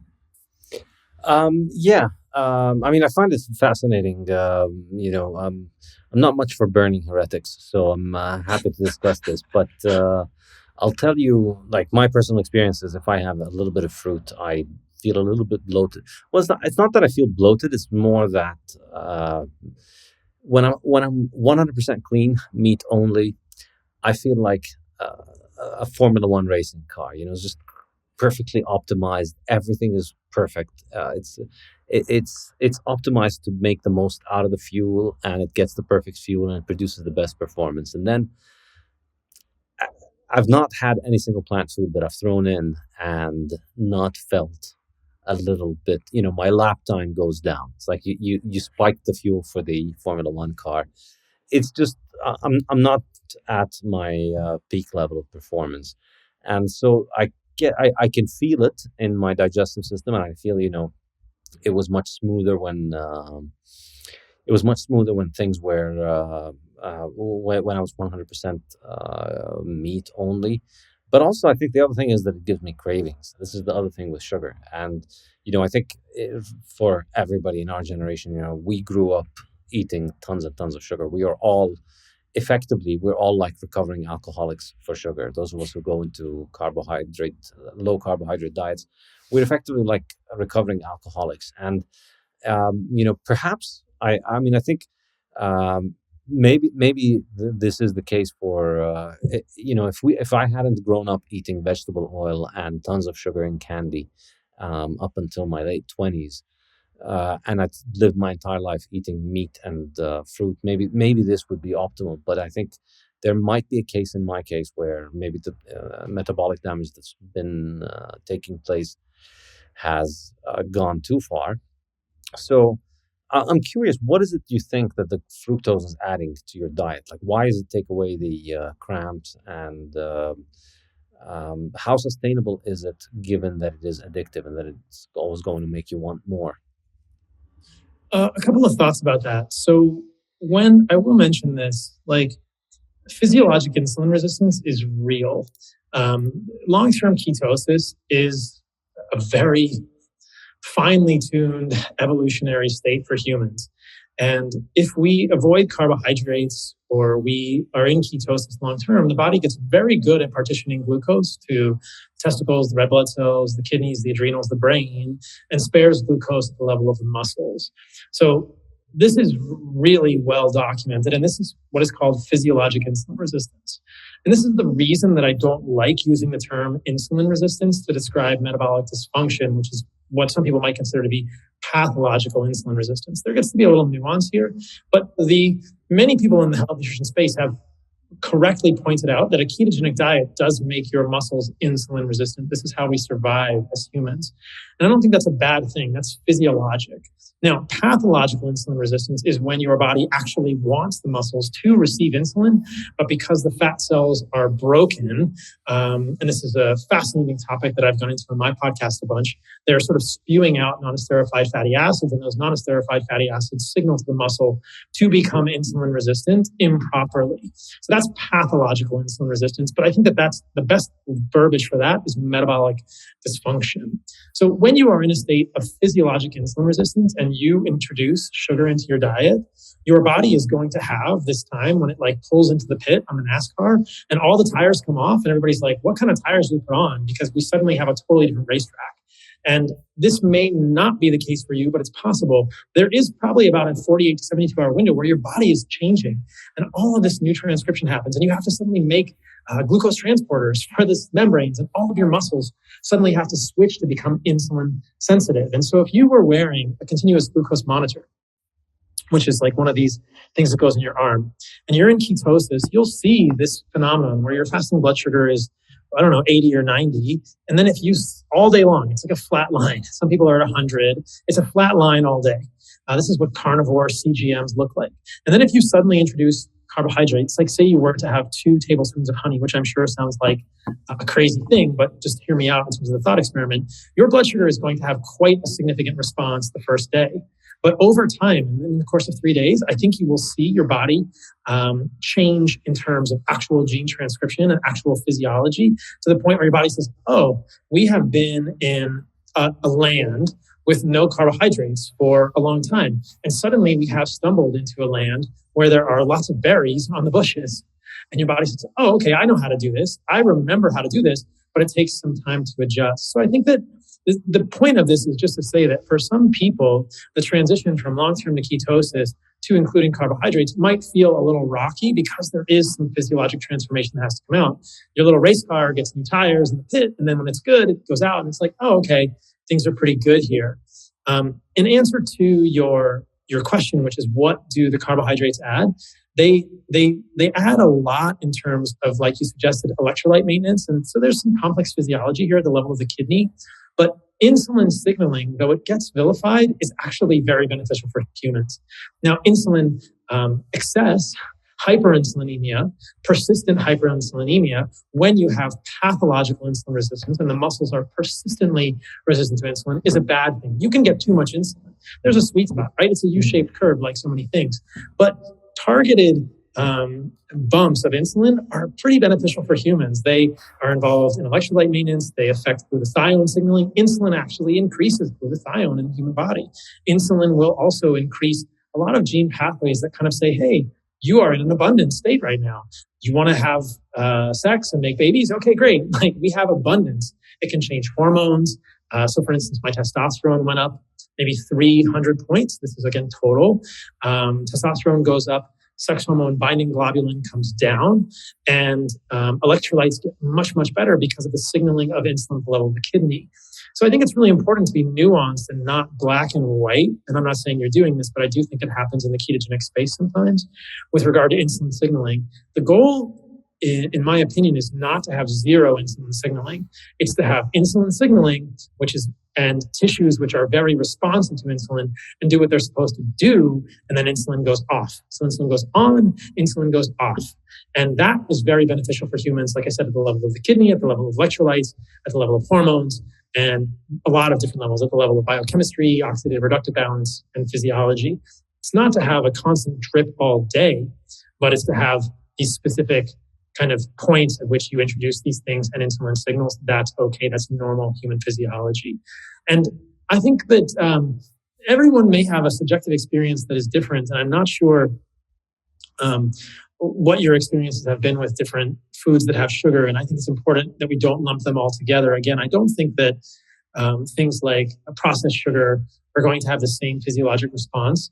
And we know this genetically, biochemically, physically, as things that are more evolutionarily consistent, like fruit.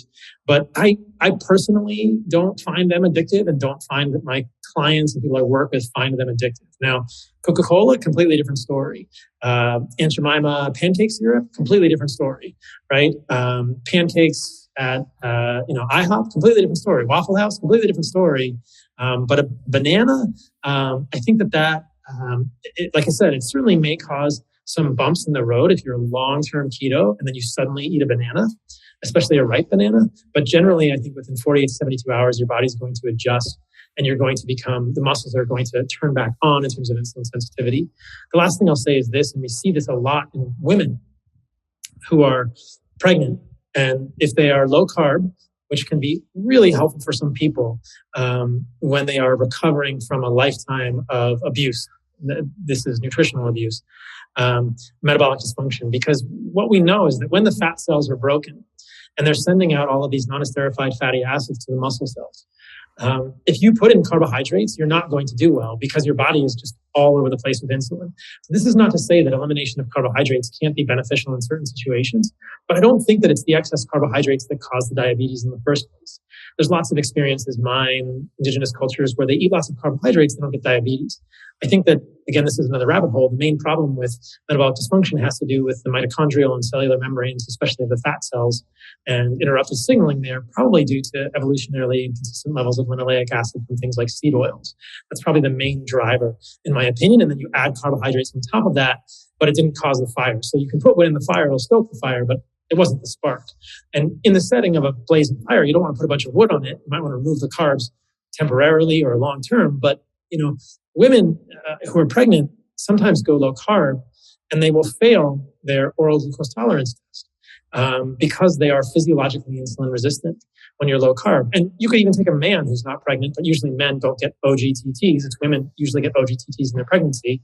So you could do an oral glucose tolerance test on a man who is long-term keto, like myself, after a year and a half of carnivore. I would have failed it, which means, quote unquote, I would have had an excessive insulin response and excessive glucose response. But if you then fed me honey or fruit or any carbohydrate for that matter for 3 days, I could go back and that OGTT would be completely normal, meaning that I would have suddenly the equipment in my body would be in place to handle all that glucose. So this is physiologic insulin resistance. If somebody's actually metabolically broken and you do that, they're never going to get better in those 3 days because they are broken at a much deeper level, having to do with cellular membranes and mitochondria and the fat cells. So I guess, again, I apologize for the long-winded explanation, but this is all to say that people who are long-term keto and introduce foods with sugars, be it glucose, fructose, or some combination of those two, may have an excessive response due to physiologic insulin resistance, which we'll correct shortly. And I think that there are some benefits to a lot of people to having some appropriate intentional insulin signaling. And the complete abrogation of insulin signaling is problematic for many people at the level of electrolytes and hormones and things like that for many individuals. Does that make sense? Yeah, no, it's really interesting. So, would you say like the actionable advice here is go carnivore for a few months until you fix your metabolism, make sure you never get any seed oils and highly processed food and carbohydrates, but then after you're fixed, so what, you have some fruits every day, some honey every day, or once a week, or what do you think?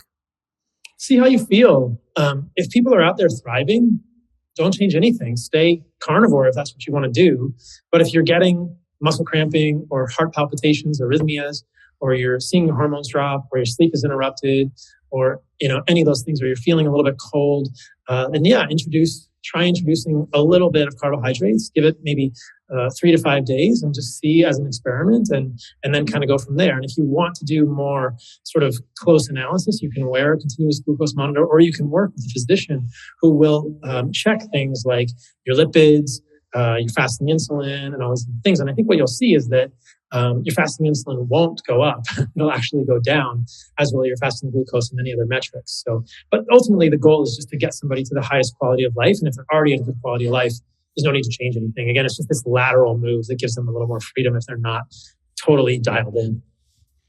Yeah, I mean, it's really fascinating for me, but I'm not sure I'm psychologically ready to start experimenting with plants again. I think I'm going to stick to my ribeyes. You're thriving, man. Don't worry about it. Yeah. All right. Kiki, who is also an ex-vegan and a regular here, has a couple of questions for you. Hi, Paul, thank you so much for joining us today. And thank you for, going in depth in a lot of things that I haven't heard. And yes, I am a Bitcoin carnivore like yourself, thanks to Saifedean's influence. So are you looking at this kind of global Eat Lancet, pro-plant, anti-meat movement?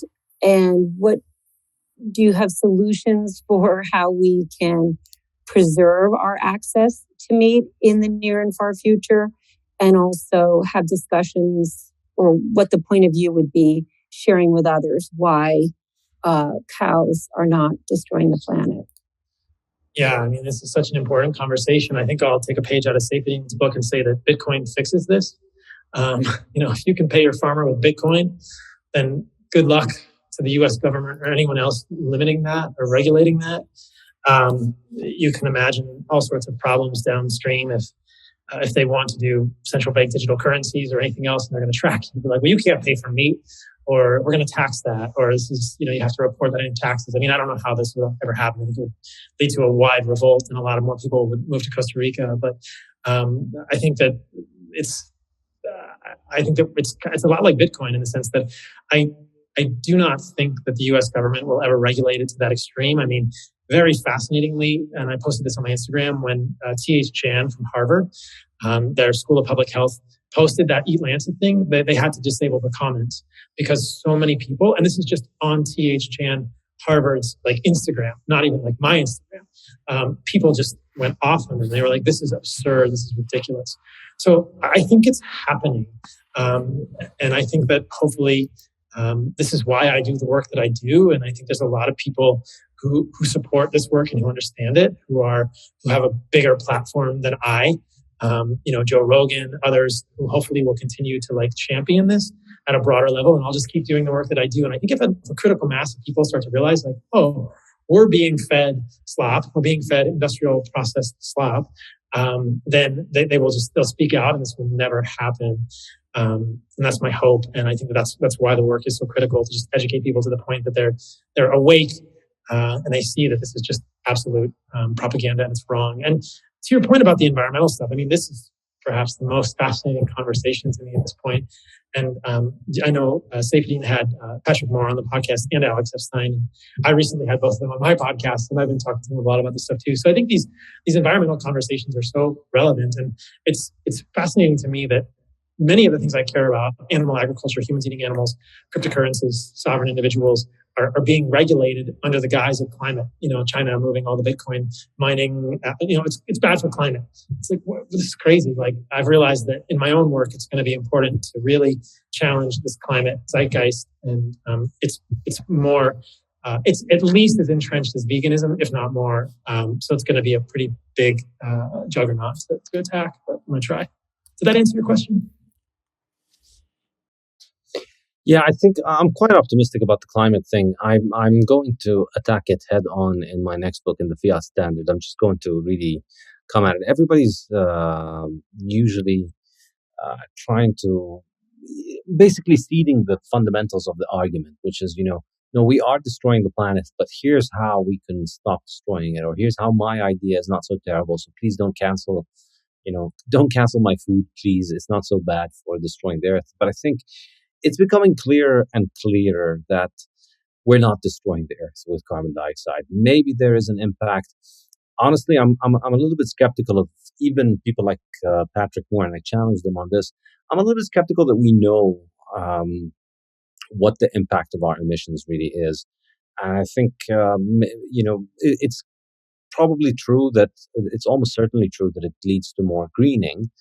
But the idea that we're changing the temperature of the Earth, in my mind, seems quite outlandish, because the Earth is a really big thing, and the tiny, tiny little carbon dioxide particulates in the atmosphere is such a tiny concentration. It really doesn't make sense. I think variations in the sun, in just the stuff that's between us and the sun, that's likely to have a much more meaningful impact on temperature. And I think more and more people are waking up to the fact that you can't just substitute emotional manipulation for scientific evidence. Like, you need to present, you're asking the planet to stop eating beef and to stop using the energy sources that allow us to survive winter.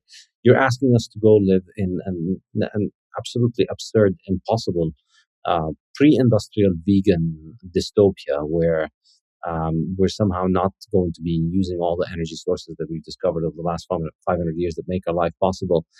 You need to present some pretty compelling arguments for that. The boy who cries wolf is not just saying, there's a wolf hide in your home. He's saying, let's burn down the entire town and stop there being a town here just in case, so that the wolf won't find us. Like, you need a far more convincing story if you're asking people to basically destroy 500 years of civilization out of fear. And I think more and more people are waking up for it. MD Schellenberger, and longtime environmental activist, wrote a great book, Apocalypse Never, on this, and Patrick Moore as well. And also Steve Koonin, who was Obama's scientific advisor, wrote a book called Unsettled, on just and he's a prime scientist, and he's went into the details on this, and he says, the idea that this is settled science and you can't argue with this is absurd. Obviously, whenever you hear that, that it's that you're being tricked.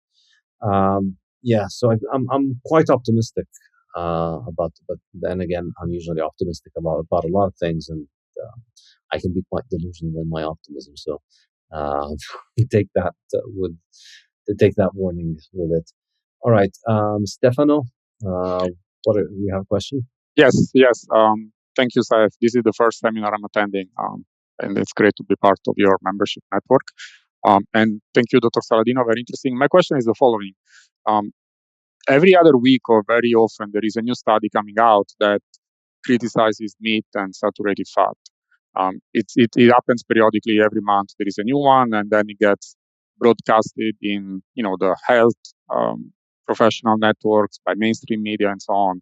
So what do you think are the main flaws of these studies?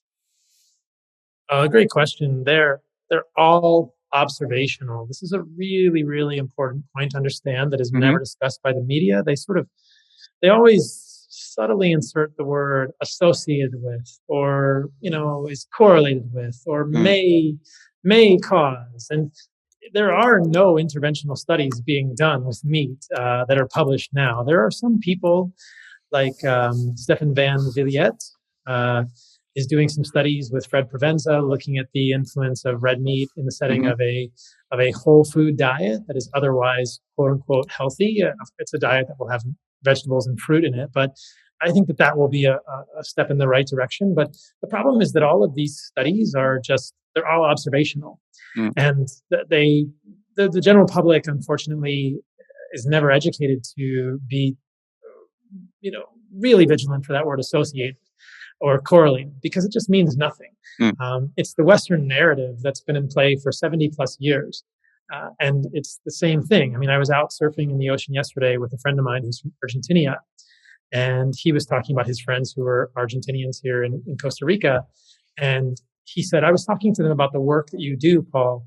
And they said, oh, yeah, I mean, of course, we love meat, but we know it's bad for us. It's like they think of meat as smoking. There are people who just choose, most of the people in the world who choose to eat meat are going to do other things because they love meat so much. This lizard brain, this evolutionary brain is so powerful for them that they say, all of your research be damned. I'm going to eat meat because I love it. And then the problem is that these people are also the people who are more likely to do cocaine or drink alcohol or smoke cigarettes because they're like, I just want things that make me feel good. And of course, the fallacy here is that this is not mutually exclusive. People can eat meat and they could see meat as a health food, perhaps the health food. But yet the people that eat meat in the Western world are the people who are having more unhealthy behaviors, like these Argentinians. And so when we look at epidemiology, it's no surprise that over and over and over, meat looks bad. And when we look at interventional studies with meat, it doesn't look bad at all. And there's only been a few done, but it's very clear that you can add 8 ounces of meat to somebody's diet at the exclusion of grain-based carbohydrates, and all of the metrics get better. So it's this complete fallacy, and it's super frustrating. And when I have debates with vegans, they'll say this, well, you have to look at the majority of the evidence. Well, not when the majority of the evidence is garbage observational studies. And it's so funny because Joel Furman, who's a prominent sarcopenic vegan, was on my podcast, and he used the same language that people use when they're talking about climate. Well, the majority of scientists all agree. 97% of scientists agree that climate change is real and is caused by humans. And it's the same thing. 97% of scientists in the nutrition world agree that meat is bad for humans and plants are clearly good. Well, who cares, right? I've got 2 million years of evidence that humans have been eating meat that made us human. And if you look at hunter-gatherer tribes, people are happy to look at anthropology. They're happy to look at epidemiology, but they just want to ignore the anthropology. How do you explain the Hadza? How do you explain the Ikung, who will often eat 4.5 pounds of meat per day when they have a kill, and they don't have heart disease, to any particular amount. So there's just this discordance, and this is, to me, is one of the greatest hoaxes, swindles that's been done upon the mainstream consciousness in our generation is that nobody understands what observational research is and how misleading it is. And why do you think there are so few interventional studies being done with respect to meat? Funding. Okay. Yeah. Who benefits? Who benefits? I don't see many regenerative farmers driving Ferraris. Who funds it? Does the meat lobby fund it? Because then the plant-based advocates will say, oh, it's funded by the meat lobby. I just think in the future, I'm building a nonprofit, an animal-based research foundation nonprofit, and we want to fund more of these studies. That's the goal. But, it'd be interesting to talk to Stefan van Villiet about where he gets his funding from, because I just think that people don't want to do this research. It's not in vogue. it's just, and again, I'm not a PhD bench researcher, thank heavens. But I think that if you want to do this type of research, you're not super popular. Mhm. Everybody knows that meat is bad for you. Get in line. Right. Give us another study that shows that vegetables are good, please. And don't you dare question the mainstream narrative around climate either. That'll get you canceled in the academic world too. So I hope Yeah. that's not an overly simplistic answer, but I think it's probably the correct one as much as I can tell. Okay. Thank you. Yeah.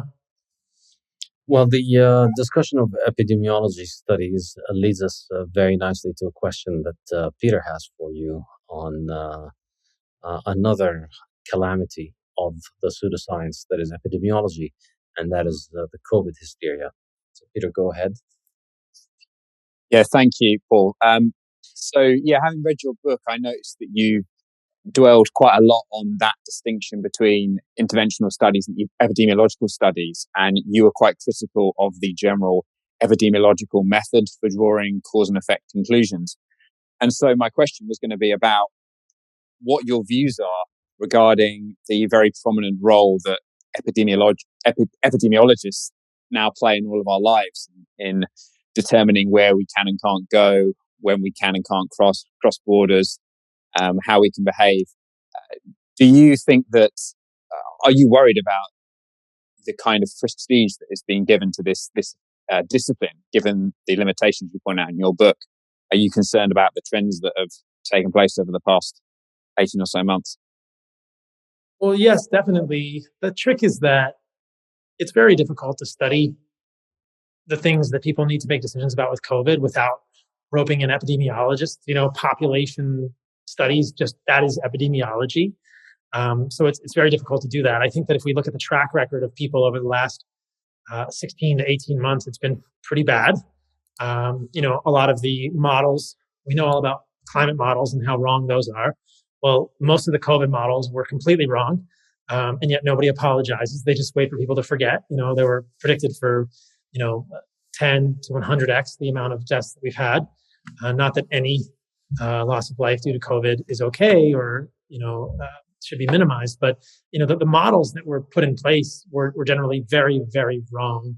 And I do think it's a problem. I'm not sure how to solve it because ultimately the population dynamics are an epidemiologic question. I just think we have to be very careful about what we do with that. I did see something that came out the other day saying, again, it was epidemiology. It said vegans are 73% less likely to have severe COVID. And so, the plant-based is published in the plant-based news. And of course, it's the same old bullshit story, right? Well, people who are vegans or vegetarians are much more likely to have healthy behaviors, much less likely to smoke, drink, be obese, and have, probably a bunch of processed food in their life. And just because meat gets associated with those things, because it's traditionally been seen as a rebellious food, then it looks bad for us meat eaters in terms of COVID outcomes. But I think that if they were more careful, and there's plenty of epidemiology out there that goes the next step and actually contrasts vegetarians with omnivores who do healthy behaviors. There's a study called the UK Shoppers Study and a few others that show this very clearly, that when you adjust for omnivores with, quote, healthy behaviors, all of the benefits of a vegan or vegetarian diet go away. And they look about the same as an omnivore in terms of everything, except their muscle mass, which will obviously be much less, and their overall health. But in terms of their life expectancy or their longevity, any benefits to a vegan or vegetarian diet go away when you include this normalizer for omnivores who have, quote, healthy behaviors. So that's the point that's always left out of these studies. But I guess to your question, Peter, it's just tricky to sort out like how we go about things without the epidemiologists. I'm not sure I have an answer for that, but I would just say that it seems like on a daily basis right now that the hysteria and the stupidity can't get much worse. It's just, I don't know what we're doing right now. Yeah, to your credit, Paul, you were one of the very few people who made the point that perhaps instead of worrying about putting diapers on your face and locking other people, or putting diapers on other people's face and locking them at home, perhaps you might want to consider your own metabolic health. And this is just one of these awful hate facts that nobody wants to think about. for which I was reported to the medical board in California by a vegan physician on Twitter. Wow. And he then encouraged his followers to also report me to the medical board. Nothing ever came of it. And I sort of invited the medical board to have a conversation with me about nutrition. But I thought that was particularly ironic when in the beginning of COVID, I said, maybe it's time to think about just letting people live their lives, and maybe we should focus them on some other things. And he said, well, you should report this guy to the medical board. So it's pretty funny. Yeah. Well, thank you very much, Paul, for joining us. This has been an absolutely fascinating conversation. And, just so that we're clear, I do not endorse the consumption of plants and honey and fruits. I will happily entertain and discuss those things. But, if you have some bananas and then bad things happen to you, don't blame it on me. You can blame it on me. It's okay. You can blame it on me. Blame it on Paul. Excellent. All right. Well, thank you very much. And I look forward to chatting more and more with you either on my podcast or yours. Yeah, I can't wait. Thanks, Saif. I appreciate it. Cheers. Take care.